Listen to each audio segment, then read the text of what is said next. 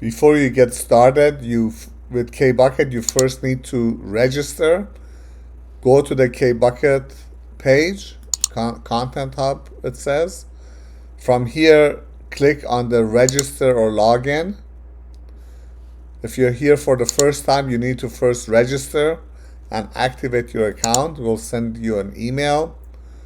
Check your spam folder to make sure that the email is not lost in the spam folder.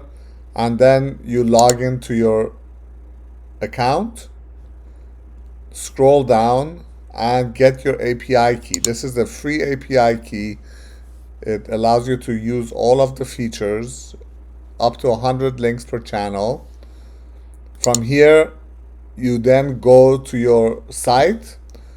Under the plugins, you can search for KBucket if you haven't installed it yet, and install it and activate it. Once you install it and activate it, you go to the KBucket plugin page. From here, you go to the settings page. You enter your API key. You scroll to the bottom and you update your setting. Now we are ready to set up the page.